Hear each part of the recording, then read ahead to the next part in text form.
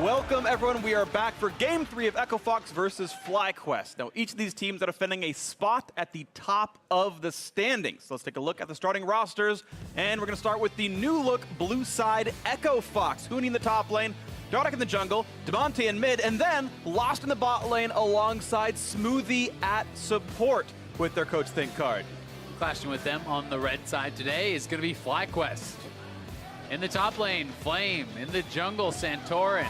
Mid laner, Keen. Bot and support going to be Wild, Turtle, and JJ with Coach Saint Vicious. We got there in the end. Okay, Saint on your screen. What a beautiful man. Echo Fox made the biggest moves of the split. Huge roster changes for them, of course, right before the roster deadline. Dropped several players in the roster, but most notably, that man on your screen, Smoothie, is wearing white, orange, and blue. Suddenly he is here, and of course, alongside Academy bot laner Lost in this bottom lane. Yeah, and Lost an import from OCE, so kind of a cool moment for them and for their scene, and for him as well, to have made it all the way up to the LCS and to be a strong performer from that region. Smoothie also a very big pickup, not only just for Echo Fox, he'd be a big pickup for any organization, but we're going to have to see how well he meshes with the team. Yes, he has been spending some time in Academy this split, but at the mid-season of spring, people were saying he was the MVP of the league. Last year, he was being considered either the #1 or #2 supports alongside Olay, so he really is a beast, and not only is he a good individual player, but he can contribute as far as shot calling goes. Yeah, I think it's been really nice for him. Of course, Smoothie will be up against JJ. Speaking of shot callers, 5-1 record with FlyQuest right now has helped propel them to first place. This guy, I think, is a star in the making. Yeah, I completely agree. You know, he has come in and made such a difference. You know, these new players for FlyQuest, Santorin and JJ, have really been doing very, very well for the team and really turned around a squad that didn't have a lot going for it in the spring split. I mean, this has also enabled Wild Turtle, though. That's another really big story, and he is having a much better performance in summer than he did in spring. I think thanks in part to the fact that he has a better lane partner, and also there's more pressure being kind of exerted on the map.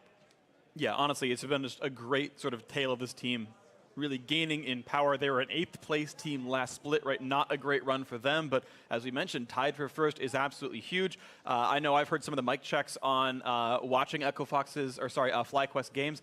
JJ is super talkative. He's commanding the team, and very clearly so in team fights. Like a lot of these clips, you guys have all seen mic checks before, where it's like, Oriana, get Oriana, and you're like, are you even saying English anymore? And like, that's the actual comms. This dude is super clear. He says his phrases once. He cuts through the din. Like, I am super impressed with JJ coming in mid-split, and he is absolutely awesome. Yeah, I mean, communication is extremely important, as is removing clutter from comms, right? Yeah. You know, you want to communicate everything that is important without all the extra garbage that can sometimes then clutter comms and make it very confusing, make it hard to hear the important calls and cooldowns that are actually being used and monitored. Either way, JJ certainly has impressed so far, but you know, there have been critics of FlyQuest still. You know, they are sitting at the top of the table, tied for first, 6-4. But a lot of their wins have looked somewhat shaky. They have been picking up wins that perhaps, you know, they shouldn't have gotten based on the game state. You know, when you look last week against 100 Thieves, they were thoroughly behind. 100 Thieves kind of opts into and then botches this base race where FlyQuest barely wins out. You know, so there are still some questions, and it would be very impressive to see them get a dominant win over a top team. It would be nice to see. Of course, the question would sort of remain, does Echo Fox count as a dominant team right now with a lot of the roster shaken up? I think Demonte's been very, very good. We've seen these high hopes for Lost. Of course, we all expect Smoothie to be quite incredible. I did see his Twitlonger post he put up last week talking about his transition from Cloud9 to Echo Fox, and he said, look, I lost a lot of confidence in my shot calling. The game changed around a whole lot. I no longer knew what we could always take advantage of, what always we could do, and I got a lot quieter. He kind of blamed a little bit of himself and his own familiarity with the game as part of why. He said, but I never lost motivation. I was always trying. I always wanted to get better. Of course, Echo Fox is not giving him the opportunity once again to start on the LCS stage, and we'll see if he feels more comfortable now in the middle of week 6. Yeah, it's going to be very interesting. And I mean, even if he does have that confidence in his own shot calling, I think it takes some time to fit into a new team. Sure. And, you know, this is a team that may have very different wants or needs from his shot calling abilities. When you look at Huni and Dardoch, they, to me, have always been kind of the flagship duo of Echo Fox. They are the guys that are often dictating the pace of the game, calling the shots, doing what they want to do, and the rest of the team is more kind of facilitating that and playing around them. We'll see if that changes with Smoothie, if he kind of tries to step more into a shot calling role. You also have to remember, this trade happened a couple days ago, right? This has not been long. Smoothie and Lost, it's not like they were on an academy team together. They have no practice, really, you have to think, besides the last couple days. So as a duo, that could take some time to polish up as well. Well, things to watch for here. 15 seconds to go for the beginning of the ban phase. I want to point out that Flame has soft counterpicked himself with the Mundo into Gangplank. Typically see GP as a big pickup to counteract that one. Of course, Huni on a fairly comfortable high damage character here. Flame, Mundo can certainly do well in the matchup. We've actually seen things such as FlyQuest themselves suffering at the hands of Someday in this very matchup themselves, being the Gangplank, and the Mundo walked all over them. So certainly outplays can happen here. Either way, we have the Kindred picked up early for Santorin. That can look very, very good. Support Shen for JJ puts a lot of power in his hands, and I think he's made mostly good decisions here on the LCS stage. Yeah, I mean, we had actually seen kind of Flame on the wrong end of this matchup, you know, a couple of times. You know, he actually did lose the matchup as GP into Mundo very heavily. Yep. We had also seen Someday kind of play the opposite side and went on that side too, very heavily on the GP. So, right, yeah. You know, certainly I would say that it is one of those matchups where GP, if played very well, can get a farm lead and have maybe a little bit of pressure or whatever, but it's more about just getting to those items and then taking over, whereas the Mundo certainly can win in the early stages, and I would say on one item can actually have an opportunity to bully the GP. A lot of it comes down to how well they're using the barrels, who's winning the mini game of the last hit on that barrel, and you know, a lot of things like that. And I know I have talked to some coaches who have sort of made the joke that actually Gangplank isn't actually that strong of a character. I think the quote I heard was like, you get to 20 minutes in, you're like, man, Gangplank could be any other champion right now. Sort of intending that it wasn't going to be a very good pick in some of the games. So I think not even every team really wants to play that style, but of course EchoFox happy to opt into it. Looking at the EchoFox lineup, by the way, they've already locked in their duo for Lost and Smoothie. That's going to be Varus, Tom Kench down there. We don't know their jungle in mid just yet, but we'll wait to see what Dardoch and Demonte want to play. Meanwhile, on FlyQuest side, they're going to play Kai'Sa Shen bot lane. With Mundo top, the Kindred jungle, and Keen is going to get counterpick here in this one. And Huni is a guy that really can play these GP matchups very, very well, despite the fact that they actually lost 100 Thieves last week. He was playing GP into Darius. He had opened up, you know, a 30 or 40 CS advantage before things kind of started going bad in that 1v1. And, you know, if Flame, who has not been performing as well, does kind of get isolated there with Huni, that could spell some bad things for them. That being said, it's not always going to be that true 1v1. There is a Shen support we're assuming here for JJ. That has the ability, obviously, with the Stand United to go up to the top lane to kind of pile onto Huni. And Huni has been very susceptible to that, giving up many, many kind of isolated deaths throughout this split. And in general, just not performing as well as we have kind of come to expect out of Huni. Ooh, and Camille back in the lineup. Saw a couple of Camille games in LCK pretty recently, actually, so that champion, I think, kind of coming back in the lineup, but had largely disappeared in the nerfs of 8.12, where her hook shot lost something like 50 damage at max rank, like a really, really big nerf for that ability. But now a little bit back in the lineup, a very aggressive ganker, of course, and something that is suits Dardoch quite well, and now Galio in the mid lane for Keen will be hoping to counteract some of those dives. Yeah, I do really like the combo of Camille with the GP also. You can actually kind of lock someone in. Yes, it is not the Camille Galio combo, but GP ultimate layers extremely well over that Camille ultimate also. And it's someone who really can help GP in the split push to lock down and take down the Mundo. You have enough burst with those two champions to really look to do that, but obviously Shen with the global ultimate looks to respond there. Galio with the semi-global ultimate can also look to respond to and kind of protect that Mundo. Also have to always mention the Galio plus Kindred ultimate interaction. If you actually use that Kindred ultimate early, you can time the Galio ultimate so that the CC is landing right out of that ultimate, and that gives you a huge advantage coming out of that Lambs or Spite. Yeah. So you can burst people down, they're taunted up, they're CC'd and knocked up, and that can be tough to deal with. Yeah, there's a lot of actually fun synergies there, because even if Lambs or Spite triggers and you get to that 10% HP, you can't be healed, but you can still be shielded. So there's lots of ways to kind of keep alive throughout that gameplay, and we'll see as the lineups are locked in. It's going to be a fun one to watch for. High damage to the left-hand side out of EchoFox. Our first look at their new lineup, their promoted Academy Kiwi bot laner in Lost. They've got Smoothie over from Cloud9, was sitting in the Academy bench down there, and back in the starting rosters here up against FlyQuest, who have seemed to find a great roster on their own side. JJ and Santorin coming in this split have looked very, very good. A first-place contender right now. And we are ready to play our games of League of Legends. Third game of the day, a battle at first place. EchoFox taking on FlyQuest.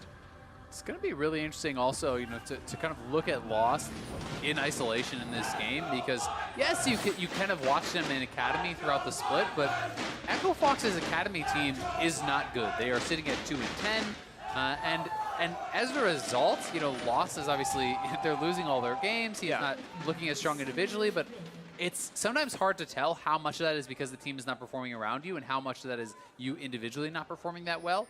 He now is surrounded by some much more known quantities. Yeah. And if he can perform on this level, then you can start to think, okay, well, maybe he is very good individually, but the team in Academy was just not working. Of course. So we'll see if the LCS team continue to work the third-place finisher from Spring.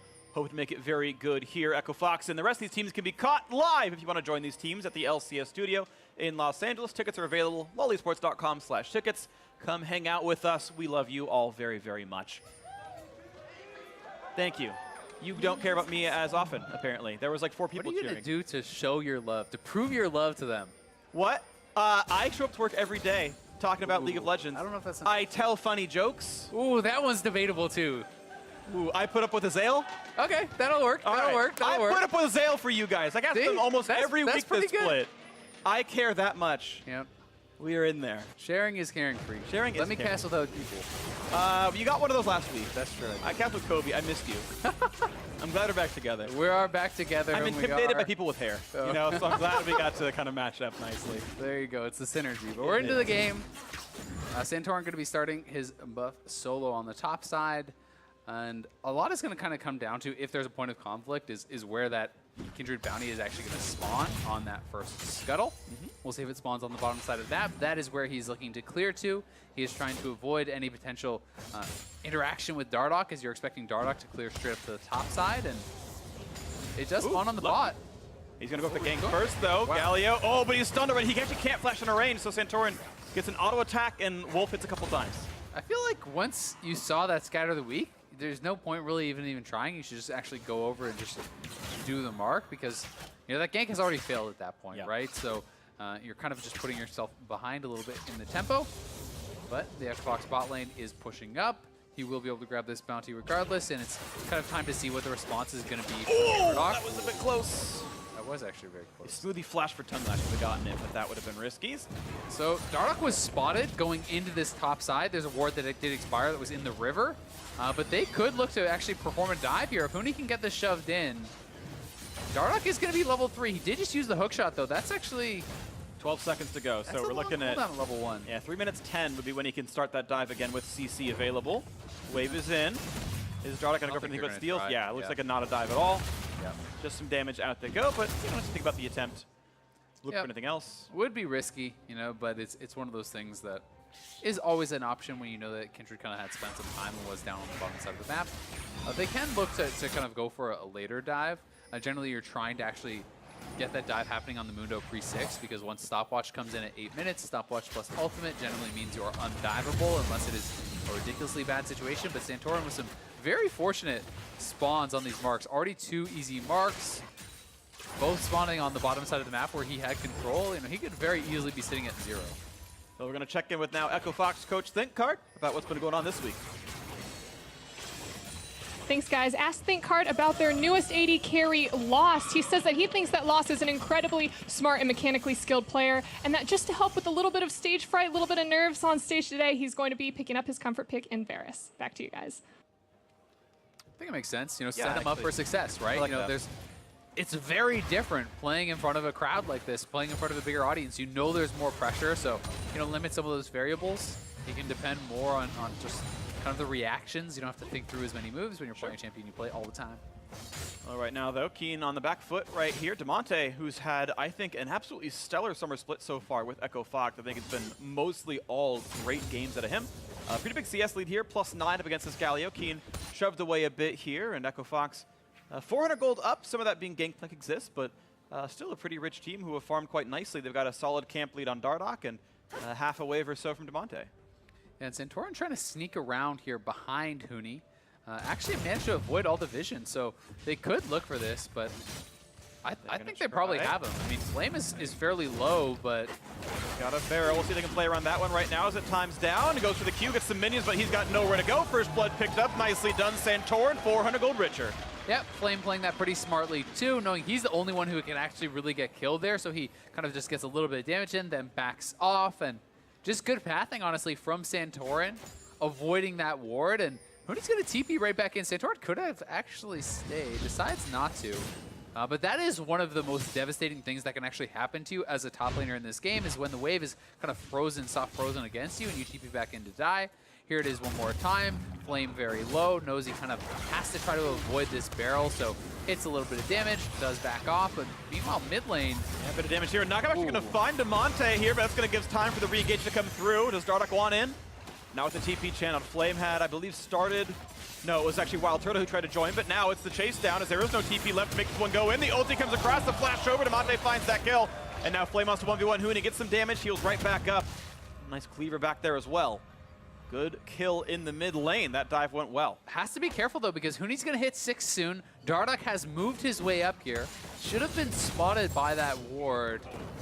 We'll see though. I mean, now this is Flame without an ult, so he does have stopwatch in a couple minutes, but that's not going to be available. Santorin is in the area, so this dive likely will go bad if they try it, but they know Kindred's around though. This is risky now. with Kindred here. Yeah. I think you don't die when you realize that Santorin's like a half screen away, so they'll pull it off. He'll throw some cleavers at minions, throw some cleavers at Hooney, and last hit most of the rest of it. Yeah, but either way, Hooney's still maintaining some pressure, so again, doing fairly well in that isolated 1v1, but falling prey to the ganks. He does like to play very aggressively, and that's honestly how you have to play to really create those big individual advantages that he can get.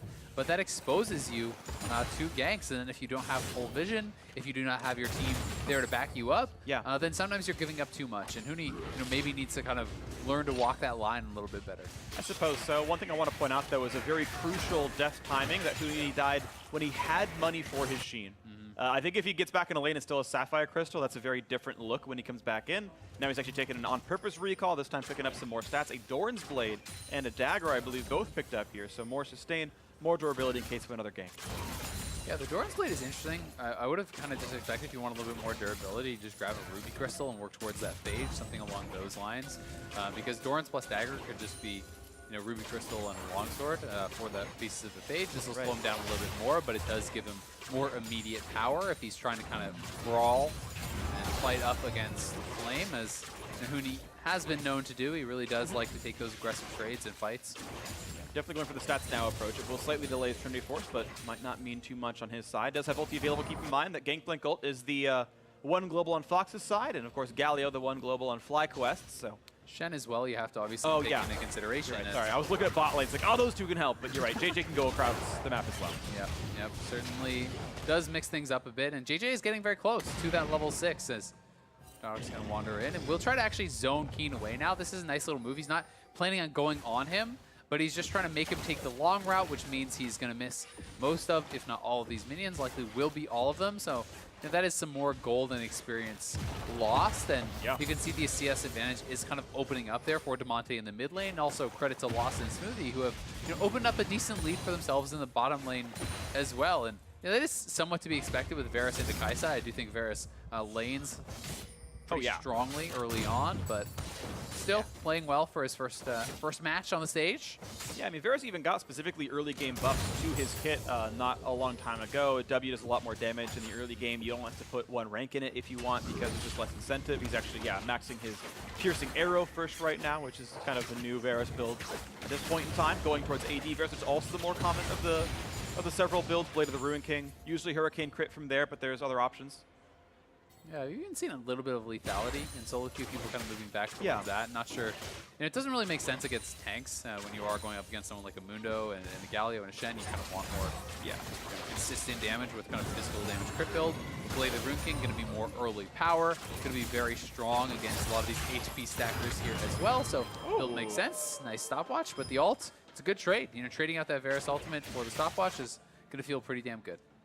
It's a pretty quick read too. Like, he was stopwatching like as he was casting the spell. It was like super early. That's really keen watching for that. So I kind of like that as a JJ. He's got his eye on the ball, but of course losing that's still kind of rough on his side.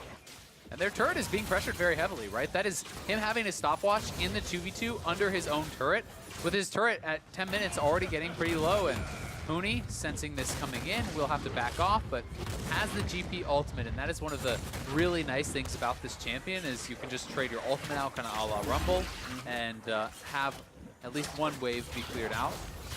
But so far, this is the matchup that Flame put himself into, said, I will happily play the Mundo into Gangplank. Normally, again, not one considered very good, and with a little bit of help from Centaur, and so far doing quite well. Has a bit of turret pressure, but here's Echo Fox, cover picks or not, doing very well in 2-on-2 with their brand new duo lane, the rookie game for Lost right here, and they get first turret in a pretty much untouched lane. Yeah, exactly. I mean, there's no ganks coming in to actually pressure that, so, you know, even though Varus does have the advantage in that actual matchup, you certainly don't expect to result in that big of a difference. And FlyQuest going to try to pressure up on the top side now here, shove in Huni. They know he has no ultimate. They have the Rift Herald. This should be almost a guaranteed turret. Don't think that Huni should be able to defend this, because you should dive him if he tries to stay. Maybe so, but a teleport comes in to keep him alive, and they will defend this turret as Lost now made his way to his next lane as Dardoch takes Mountain Drink at the bottom side of the map. Echo Fox getting a lot more done in this game. Yeah, and a lot of it is just really thanks to this bottom lane performance. I mean, having that TP means not only can they not go for the dive, they cannot actually look for that turret. So Lost, holding onto that from laning phase, knocks down first turret. He also got the solo gold there, so 600 extra gold into his pocket means he's going to be probably the richest person on the map, and he certainly is. Has the Bladed Rune King already complete, and definitely going to be looking really good here. Yeah, full 1,000 gold ahead of his lane mate, only 600 of that being first turret, so 400 extra gold in terms of farm and other performance right here.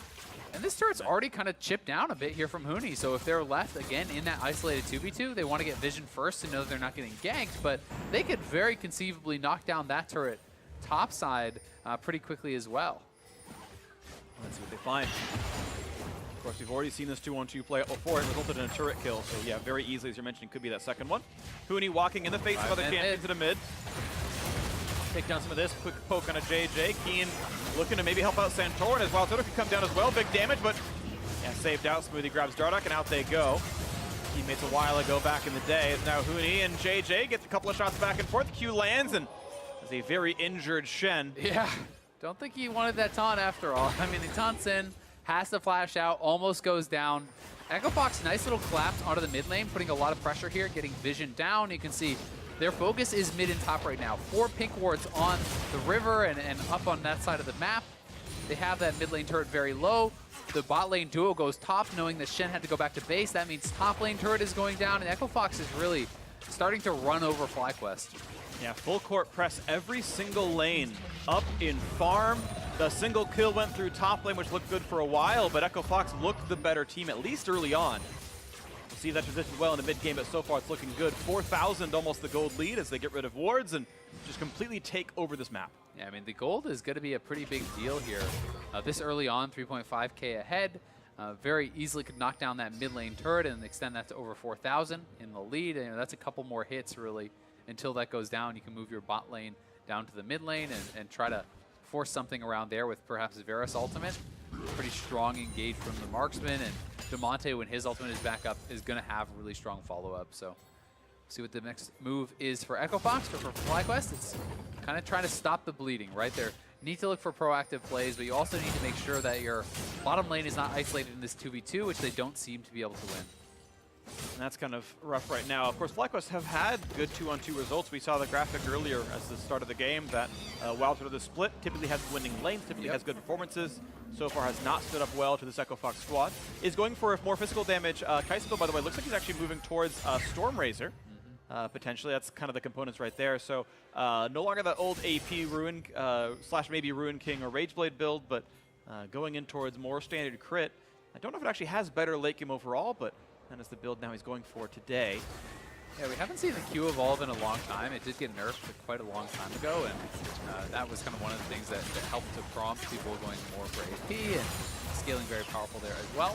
You know, part of it you can say, okay, well, Kai'Sa's a weaker early laner. Shen obviously doesn't really add that much against the Tahm Kench lane, because if you taunt in, you end up just getting kind of eaten up and kind of losing that trade. So certainly that is true, but then you have to make good on your advantages, right? And that is Shen's global presence. We haven't seen them actually be able to kind of unlock JJ to make anything happen with this Stand United. I believe it has not yet been used this game, and you know, Wild Turtle kind of with his long-range engage ultimate to follow up on things as well. You need to see them being somewhat proactive. Like, I never feel good when I'm watching a game with Galio and Shen and all these champions, and we're 15 minutes in. No one has used their ultimates, right? Like, this is not getting executed on, and I feel like you want to use it more aggressively than defensively. See that aggressive play can come through right now. EchoFox have knocked down all 3 outer turrets. 500 gold apiece, not counting first turret gold. Nice little bonus right here as the push continues, this time top side towards tier 2. Pretty quick wave clear, adding in some more attack speed. He's going towards the Zeal upgrade, it seems, for Lost.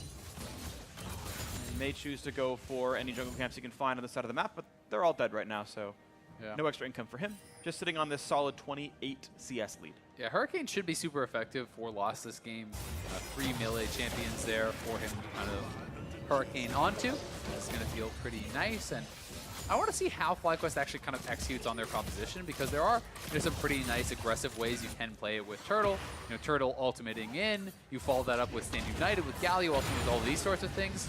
But other than that, you're really looking for like a Shen taunt flash and Galio follow-up or something along those lines, because you know, Mundo, his engages basically run at them, Kindred's engages walk at them, right? Like, they don't have very clear go buttons. Well, they're going to try. Sweeney's on the other side of this fight. Burns his flash to get away. Okay. Sweeney walked past Mundo and was surprised when he ulted at him. Yeah, well, and I think he got scared because also Galio was kind of missing from mid lane, so threatening that roam down. Mooney will have to trade out the flash. Nicely done there by Flame. Ultimate for flash, always going to be a pretty good trade here, but... Except for Zoe's.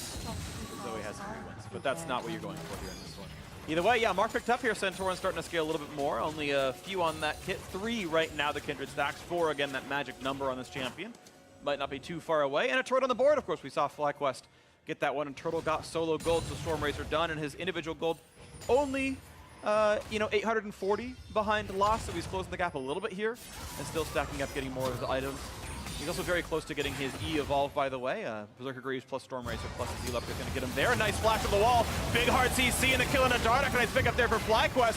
But a root comes across. They can get that kill, and they do. Shen is dropped and Keen. 1 or 2 more hits will kill him. Not quite the damage, though, but still Smithy will save his teammate, and out they go. But now Flame maybe have gone too far as Gameplay got the kill on the backhand side. There's a kill off onto Flame, and another one is the Galio, and the rest of them dropping a stun long range. They might get off Santorin. He's trying to heal up, go for the kill to heal, but no. That's going to be a tongue lash, and Smoothie grabs that kill. 5-2 on the scoreboard. EchoFox gets a Drake as well. What a fight out of the blue team. Yeah, they engage on a Dardock. They get the kill there, but Lost was just shredding them. Not looking nervous at all here. That was a hell of a fight from him, flashing forward, playing very aggressively, gets a couple kills, and here's the initial play. Dardock on a ward, doesn't know it. They jump on top of him, they burst him down, but Lost is untouched. Lethal tempo proc. Look at him stepping forward, just shredding through these FlyQuest members, barely not able to kill off Keen, but Smoothie is behind him, so he can afford to play this aggressively. As soon as he hops out of Smoothie, he is again moving forward, playing it aggressively, and Smoothie ulting up with that global ultimate, being able to deliver him in. Probably should have just donated that kill over, but either way, very good stuff here from EchoFox. And it's actually rapid fire second here from Lost, so kind of favoring the added range and a little bit of burst there instead of going for something like a Hurricane, but impressive first little fight from Lost. Yeah. And I think he actually managed to flash over the Mundo Cleaver with that one forward, so kind of keeping track of cooldowns and projectiles in his way. So far, pretty decent. Well, of course, we saw Santorin got his 4th mark during that team fight, but it is now a 5,500 gold lead that FlyQuest have to suffer through.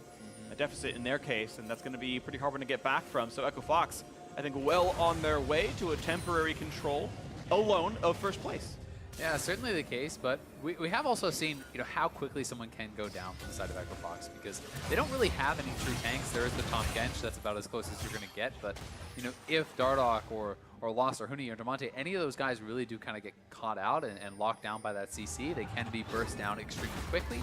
But when that doesn't happen, you see the other side of the coin, which is the incredible amount of DPS that they can put out. Turtle wants in, maybe on Lost, but of course, maybe next to him. Not going to be much of a problem. I have a quick question because I don't really play any Camille jungle. Even in LCS, is Warrior first still before Triforce? Yeah, generally people are going to complete jungle item just for more of like the early game power here on the Camille. So I think that's fairly reasonable if you're looking to try to play an aggressive game. Yeah. It is definitely the standard. Okay, because the reason I bring it up is he doesn't need to worry about like the Monster Hunter like jungle enchant debuff or anything, because he's never going to be anywhere near Gangplank's gold. I just want to bring it up as context that with that change, of course, more junglers can be trying to rush the enchant, and now actually fighting the top side. Speaking of the jungler, Centaur takes a big chunk, but here comes the Gangplank re-engage, gonna find a stun, lands this fight, Huni gonna run away from it, and here comes Galio, the big hard CC, can make it happen. Dardak gets that first kill, Centaur drops, and the re-engage comes through. Wild Turtle could join, but way too big of health bars. They've picked up 2 already, make it a third, a double kill for Varus, and Echo Fox smash another team fight. Smoothie brings in Lost with that Abyssal Voyage. He lands the Varus ultimate. He is just shredding through that front line, and Echo Fox are going to go straight onto the Baron. This should be an easy one for them, and they're looking in full control of this game. Going to be nearly 10,000 gold ahead. 20 minutes in after the Baron goes down, and this one is looking pretty over for FlyQuest. It's looking pretty beautiful for them. 100% kill participation right now for Demonte. He smashed lane as well at 54 CS on this one. Just a great overall game. Watch that fight. Huni happy to face check their jungle. Yeah, Huni finding Santorin here, hits the barrel chain, drops the ultimate. He needs to force out the Lamb's Respite. He's able to do that despite the fact that the Shen ultimate is coming through. And then this Varus ultimate from Lost, able to kind of find that backline access. And despite the fact that, you know, FlyQuest does have decent burst for those frontline targets, feels like there's too many threats from Echo Fox, and the position was too good for them. Yeah. FlyQuest was kind of funneling forward into this Varus, who was completely untouched and absolutely blasting them. Yeah, really good on them cutting away from the Galio. Shenult kind of felt wasted on a target that has Lamb's Respite. Maybe he wasn't necessarily on that target just then, but just, I mean, you're already down so much gold, right? You're like, you need every little piece you can, and it felt like maybe not all quite there for FlyQuest. It's tough, though, because you're hoping when you stand united on the Kindred that the Kindred can kill the GP before having the Lamb's Respite, right? And that is kind of what you're really looking for, is if you have enough survivability to actually not have to ult until after they die, then that team fight can look very, very different. Unfortunately, they didn't have enough survivability, not enough damage to actually make that happen. So then certainly it's kind of the worst of both worlds. But either way, Echo Fox pressing on all sides. They're in full control of this one. Lane push pretty back as well. Huni has his damage reduction, his mortar reminder in there, healing reduction I should say, and can make that matchup even easier. There's the top lane push, works pretty cleanly on Demonte's side. Bot lane nearly gone as well. Baron buff obviously helping with his push. As the minions go down, Huni going to claim some more global gold, going to make it 5-1 in turrets on this wave. Yeah, I mean, everyone is pushing all sides of the map. Huni's up 3,000 gold over Flame. You know, Turtle is down about 2,000 gold to Lost. 3,500 gold ahead for Demonte versus Keen. You just don't have the members who can match up individually against these guys. They're way too far ahead in gold, and that means that they can press on all sides and probably win on all sides, bearing a mistake. Yeah, everything's gone well. Everything's gone Echo Fox almost the entire time. There is the single gank top lane, and then a trade kill in a team fight is all I remember seeing going FlyQuest way right now. They are getting absolutely pushed around. There's bot lane inhibitor turret gone as well. 7-1 in turrets, 8-2 in kills. Yeah. Both of these score lines vastly to one side. Top lane inhib turret falls mid lane as well. Now it's 9, and the Baron buff still on for a minute. I mean, there's potential to actually just end the game with this Baron here for Echo Fox. You know, it would be the safer play to just go back and spend all the gold in your pockets, because they have a lot of gold on their members. You know, over 10,000 gold unspent right now, which is absurd. But Echo Fox being Echo Fox, they may stay around and just try to finish it out, because they are still so, so strong. And that's inhibitors falling almost everywhere. One last little bit, yes. That is a gigantic Baron power play. They're going to go for the kill on Huni if they can. Right there, the chase is on. And he does have flash. Chooses to get over that part of the wall, and Turtle not going to be in range anymore, so Huni walks away on cleanly on this. But this is going to be a nuts Baron power play. It's something like 5 turrets and 3 inhibitors. Yeah. Just massive for Echo Fox. And their buy is absurd. I mean, they legitimately had 10,000 gold unspent on their team. Even without that 10,000 gold, they were still ahead in gold. But now they go back. You see all these item completions coming through. You see the Void Staff now bought up for Demonte. You see a full IE completed there for Lost as Storm Rays are done for Huni. Everyone is on power spikes right now. Everyone is massively ahead of their opponent. And it feels pretty much unwinnable for FlyQuest from here. 3 inhibs down. 14,000 gold down at 24 minutes is one of the most monumental leads we've seen this split. Looking to close it out in about 25 minutes right here. Up the gut they go. Items in tow. The Baron buff is gone, but they have more stats than they had with that thing at this point because of all they bought. Triple inhib.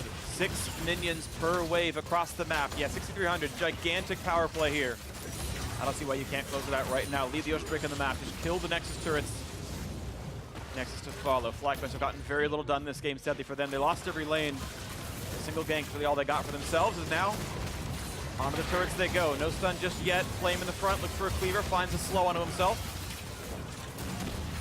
Lost just trying to get a little bit of damage done as that rapid fire comes up. He's just poking away at the turret. They're waiting for the top lane to come in as well. So they have those 6 super minions at once. And FlyQuest has to engage right now or it's just over. And Ulti Burn finds some damage here actually. And Flame is actually isolated because he has to get away from Varus and just drops right away for that one. And now the hard engage. JJ pulls in to find the Gala to get one trade as Dardoch falls. Can this be the miracle fight? A single person taunt. Turtle goes in the back. Can he pick that kill off? He cannot though as they kite away. Turtle is traded back as Mooney turns himself around. And health bars are dropping. FlyQuest will not stay alive here. A final kill picked up. 13-3. The base is gone. FlyQuest is dead. And Echo Fox hold on to first.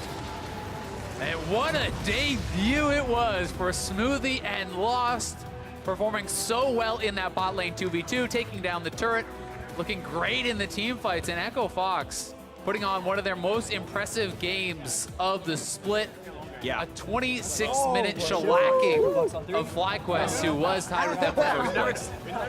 11, 13, 14,000 damage to the big carries on that Echo Fox side. Dardoch was there for a couple of ganks, but for the first time all split, it feels like an Echo Fox game that was not about Dardoch carrying. Yeah. That was one of the big things this summer split was where exactly is Huni, where's their bot lane. Demonte's been doing well, but this is now like a 2v5 sort of team, and this was instead Dardoch, who only outdamaged Shen, was part of a couple of fights. I mean, he farmed pretty well, he map controlled pretty well, but yeah, the laners all did a ton of work, and new look Echo Fox looks strong.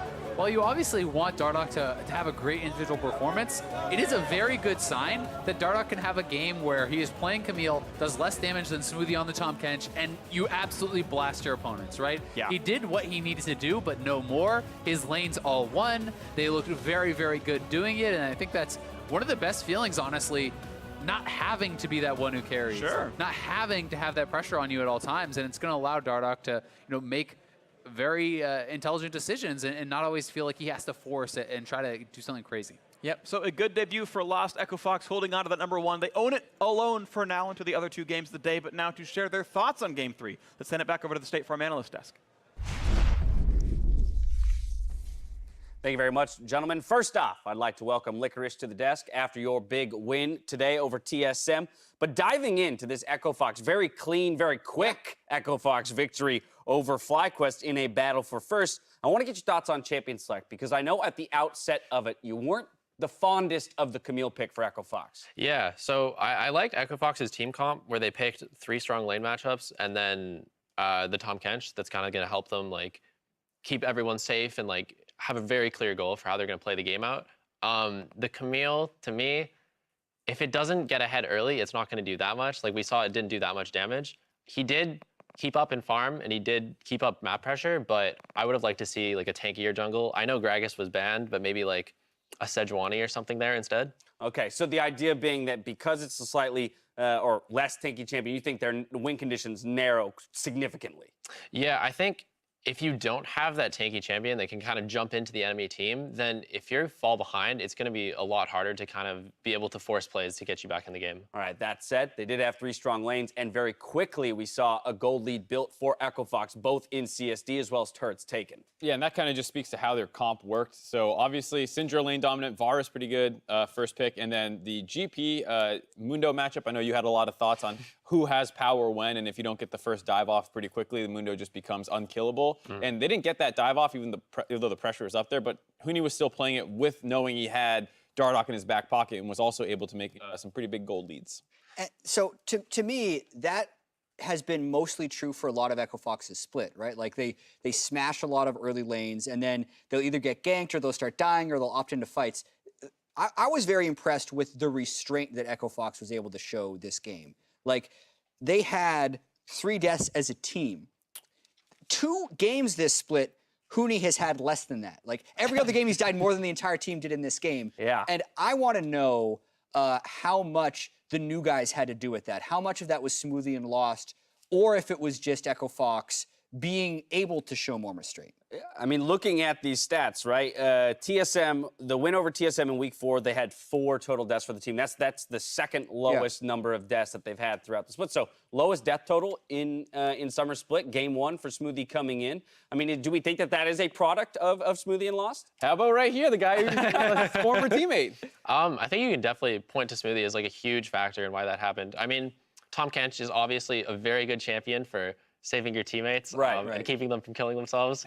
And I think Smoothie did a really good job of that this game. I do want to take a look at a couple of the fights because it might anecdotally show some of what you're driving at here, chat. The idea that, okay, FlyQuest definitely going to go be the aggressors in this situation. They do zero out Dardoch, but ultimately the fight falls in favor of Echo Fox. Yeah, well, this felt like an Echo Fox fight. Like, once Dardoch went down, they still decided to fly all in. Even the flash forward next to Amundo to try to finish off the Galio. Mainly, it was just them being very strong, and the FlyQuest used everything they possibly could on the Camille, when really there's a whole other slew of threats on the Echo Fox side. But you did see Smoothie jump out there and go, hey, Lost, let me go ahead and bring you back, get you in check. Yeah, and Lost did a good job in that fight, just putting out damage and not losing any time auto-attacking. And then this fight was just another one of those ones where Huni kind of baits them because they're ahead and they can take that kind of fight. Yeah, I mean, it's definitely a fight that starts. When you don't have engage, you can just have like a carry run at them, and then as soon as they try to fight you back, you just fight them. So that's definitely one way to play team fights. Yeah, that's always my Maybe not your favorite way. Strong enough I can just run head first at the enemy team and come out better for it. But as we mentioned, kind of low damage out of that Camille, but they didn't need it because of the advantages across all 3 of their lanes. Oh, yeah, I mean, understated effectiveness from Demonte in this game. No Galio matchup is Galio favored, but it's definitely not supposed to be 160 to 100, which is what it was at some point for Demonte in that one. Let me ask you this, Licorice. We just talked a whole heck of a lot about what Echo Fox did well, given their composition to steamroll over FlyQuest. Let's pretend I put you in FlyQuest shoes here. Same exact draft, so you're not going to be able to adjust the draft to your liking. How do you play it differently as FlyQuest to maybe come out with a victory? I think FlyQuest did a good job early game, mainly Santorin. He covered for Flame a lot in the losing matchup early game, the Mundo GP, where he was always there every time a wave was crashing, so they couldn't get that dive off. Because of the Shen pick, the way you're going to want to snowball is you're going to want to just send Kindred top, try to get Galio out of mid lane and just try to dive the GP and kind of turn it on them so that you can just have that numbers advantage in the top lane. It's almost halfway there. They got Santorin to the top lane. They actually needed to bring more members to make it lopsided. There was that one 2v2 in the mid lane where the TP came in to try and dissuade that out of Wild Turtle, but they still ended up finding the kill on Keen. And that's kind of where it felt like that game plan started falling apart, because then he was pressured a lot. Then that CS lead started coming in, and the Galio did not manage to have a big impact on this game. Well, either way, a quick win, 25-55, for Echo Fox with their new lineup. A great way to start it off here in week 6. Going to hand it off to Avli, who's sitting down with Echo Fox's newest members. Thanks, guys. Smoothie, congratulations on the win and looking good in the new jersey. How have you been liking Echo Fox so far? Well, so far it's been great. It's been a really crazy week for me. I know Echo Fox has been really good to me. I kind of just went to their house the first day after the trade deadline, which was Monday, and just started scrimming immediately. So it was a really smooth transition, and I have all the staff and players to thank for that. And I want to hear a little bit more about your week with the trade line kind of being on that Tuesday. What was Monday and Tuesday like for you? Well, it was emotional 2 days. It was pretty sad leaving my old team, but things had to happen. And again, we just went to their house and just started streaming. We're just a bunch of guys, 5 guys playing games, so it's pretty easy. And you released your Twit Longer post kind of explaining the reason behind the benching. You said that you were never unmotivated and that it was more of a communication issue. So, I mean, it must have been kind of a hard time on Cloud9. What was it like for you during that time? Well, to me, I just felt like in the past, people didn't have that big of voices. For example, Impact had a really big voice, and me and him worked really well around each other. And nowadays, we're losing a lot. We were losing a lot, so I guess the solution was, changing the rosters, which was fine. I didn't agree to it too much, but they thought that I was talking too much and weren't allowing other players to talk, which was probably pretty true. And I touched on this in the Twit Longer, but I wasn't really decisive enough, and that was just my bad. If I was more decisive, then maybe we wouldn't lose those games where Licorice went 10-0 on LCS stage. You know, this shouldn't happen, and I felt really bad. And now joining Echo Fox, there are two strong voices in the shot calling, Huni and Dardoch. The desk, I think, was talking a little bit earlier, wondering how you're going to kind of fit in with them if you do have the problem of talking too much. So how do you think you fit in with the team?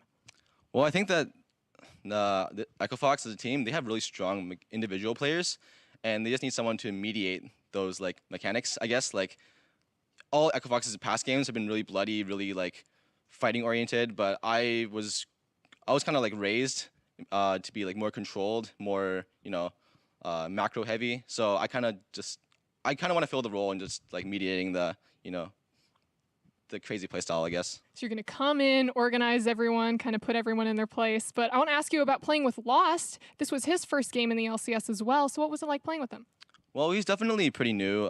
He has a really, you know, fresh rookie mindset, which I like a lot. Like he's really willing to learn and he's willing to admit mistakes, which is it's a pretty hard thing for new players because sometimes when you get to LCS, finally you have like really big ego and that kind of stints some players sometimes, but he's really like humble and he tries to learn a lot. So that's a really good sign.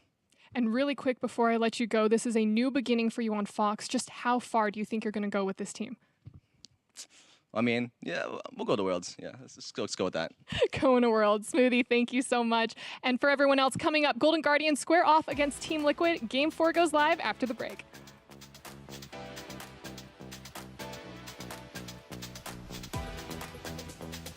I don't look at the minimap, so.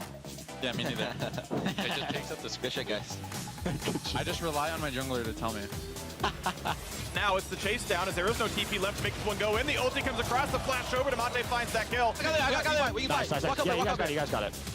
Nice. Here comes Galio. The big hard CC can make it happen. Dardoch gets that first kill. Centaur drops, and the re-engage comes through. Wild Turtle could join, but way too big of health bars. They've picked up 2 already, make it a 3rd. Okay, boys. Good job, Shit. This is setup, boys. WP, boys. That's what I'm talking about. Turtle goes in the back. Can he pick that kill off? He cannot, though, as they kite away. Turtle is traded back as Mooney turns himself around, and the health bars are dropping. FlyQuest will not stay alive here. A final kill picked up. 13-3. The base is gone. FlyQuest is dead, and Echo Fox hold on to first. Welcome back to Level Up, presented by State Farm. Last week, we shared pointers on taking down Rift Herald. So this week, we wanted to give some tips on using Eye of the Herald. As of patch 8.14, Shelly prioritizes minions and turrets over champions. So try to activate her trinket when the enemy minion wave is cleared, so she remains undistracted. Since hard CC can cancel the summoning of Rift Herald, try popping the trinket out of sight, perhaps just out of lane. This makes it harder for the enemy team to interrupt you. A safe summon will also give her a direct line of sight for a turret charge, which at minimum deals 1,500 damage. If executed properly, this offers you a ton of map pressure and allows Rift Herald to do what she loves, net you some sweet turret gold.